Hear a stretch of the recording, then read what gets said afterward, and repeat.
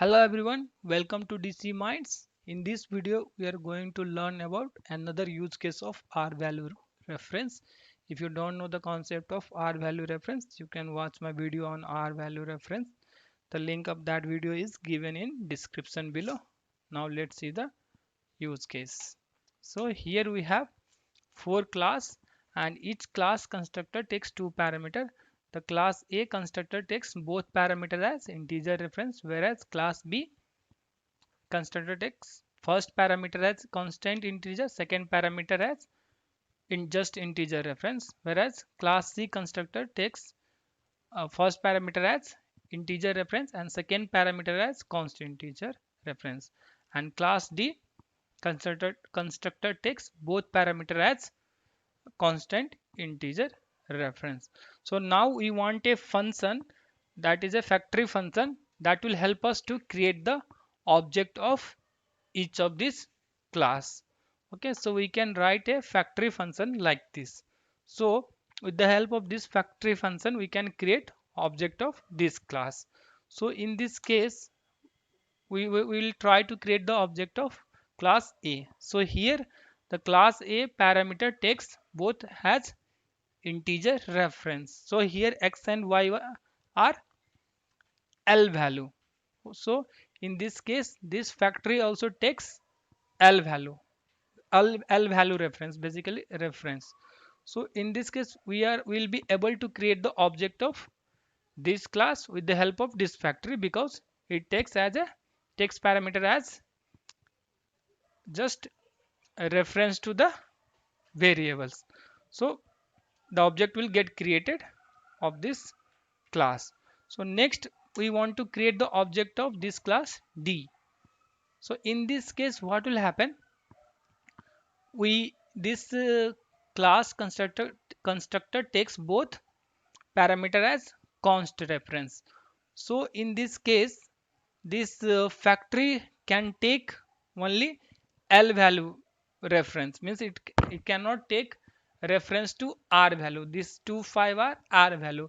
So in this case with the help of this factory we cannot create the object of this D class because it takes constant integer reference, but this factory takes only reference variables. So this will be a error in this case. Now to create object of each of these class we have to write a separate factory for each of this const reference and reference variable combination. For each combination of this reference we have to create a separate factory function. So here we have to write four different factory function. So this is a problem. So why we need to write uh, different factory? So instead of creating different factory function for each of this parameter combination, with the help of R value reference you can just write one function and create object of each of those class. So this double ampersand symbol indicates it is a R value reference, and with the help of perfect forwarding, with the help of this forwarding method you will be able to create the object of each of those class. So in this case you can create the object of A class here by passing both value as L value, means x and y are L value, so it will create the object of class A. Similarly it will create the object of class B, and it will create the object of class C, because the first value is const reference in case of class C. So we are passing x as a L value, and second value is, sorry, first value is just a reference, so it is L value, and second value is const reference, so it is we are passing just a value. So in this case it will create the object of class D, because both value are const reference in the constructor of D class D. So we are passing both value as R value. So you can create just one factory function, and with the help of that factory function and this R value reference you are able to create the object of different classes. Okay, so this is one of the use case of R value reference. So in case of R value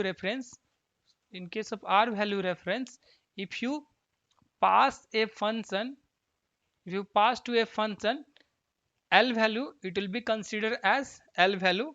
If you pass a function R value, that will be considered as R value.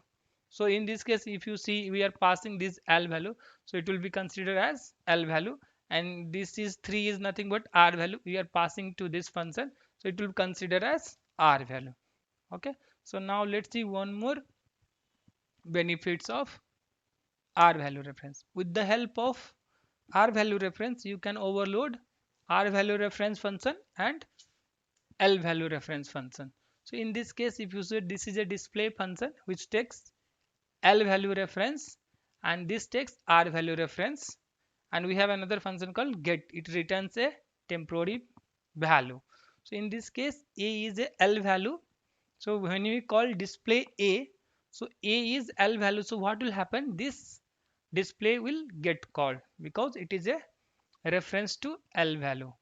However, in this case, display of 5, when it is called at this time, this function will get called because it is a reference to R value and 5 is a R value.